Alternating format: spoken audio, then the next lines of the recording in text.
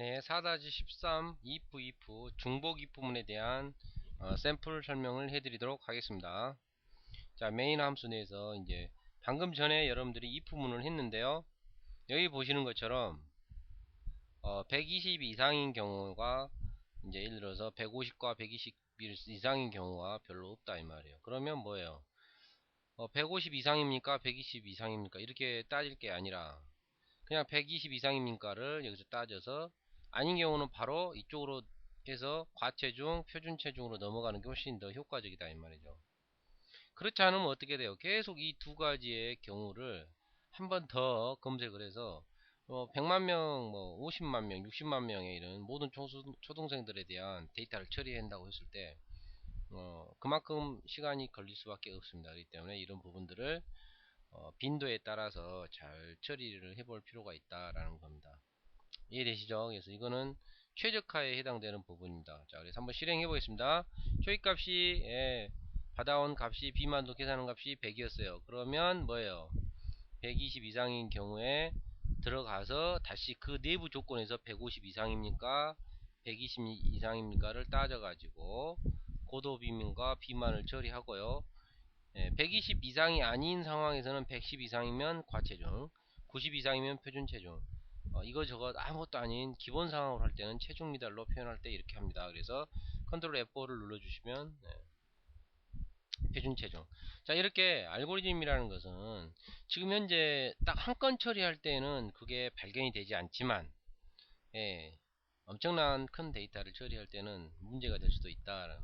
물론 요즘에는 굉장히 컴퓨터 하드웨어가 고성능이기 때문에 우리가 그걸 못 느낄 수 있지만 과거 같은 경우는 또 이게 중요한 부분이 될 수도 있었다. 이렇게 이해하시길 바랍니다. 자, 그래서 집합의 관점에서 우리는 알고리즘을 구현하자. 그리고 편집에 대한 명령을 제가 말씀드렸는데, 자, 여기서 한번 편집을 해볼까요? 여기서 이 상태에서 홈키와 뭐 엔드 눌러보시기도 하고요. 이렇게 좌 방향키, 우 방향키 하면 되는 거고요. 또 아, 다운 방향키에서요. 내려와서 여기서 탭을 쳐보세요. 이 상태에서 탭을 치면 이렇게 들어가죠. 딜키를 누르면 지워주고. 아시겠죠? 만약에 여러분들이 여기에 하나가 더 들어간다는 예를 든다면 여기를 110 이렇게 하고 110으로 주고, 그 다음에 여기에다가 할 때 여러분들이 여기서 이렇게 할 때 여기 else 들어가고, 자 보세요. 여기서 지금 현재 가로가 서로 쌍을 이루어야 되기 때문에 이렇게 되기 때문에 대부분 여기서 제가 보면 여기서 좀 이거를 이 상황에서 많이 처음에 하신 분들은 이런 상황에서 중복이 부분 상황에서 이렇게 해서 여기다가 뭐라고 이렇게 뭐라고인가를 기입하시고, 자 여기서 요거하고 여기 정리를 잘 못하시는 분들이 많으셔요. 근데 명확히 하셔야 돼요. 여러분들이 여기서 반드시 끊어줘야 돼요. 이렇게 아시겠죠? 그래서 이 브레이스문과 또 이 브레이스맨이 쌍이고 아시겠죠? 그 다음에 이 브레이스와 이 브레이스가 쌍이라는 사실을 꼭 이해하셔야 됩니다. 그래서 V-Assist X라는 툴이 있어요. 그 경우는 굉장히 이런 부분들을 더 다이나믹하게 사용 프로그래머가 실수하지 않도록 도와주기도 한답니다. 그래서 본 교재를 통한 뭐 6개월 정도의 학습 이후에는 V-Assist X를 설치해 놓고 사용하시길 권합니다. 지금은 근데 아니에요. 지금은 열심히 하셔야 되고, 또 한 가지 강조합니다. 인베디드 로봇 제어 강의에서 강조를 했지만 이 브레이스가 빠지기 전에 뭔가를 처리하고 브레이스를 빠져나와서 뭔가를 처리하는 부분은 매우 중요하다라고 말씀드렸어요. 그래서 여기서 120인 여기다 이렇게 쓸 수 있겠죠. 120 이상인 경우를 처리를 했습니다. 이상 처리 완료.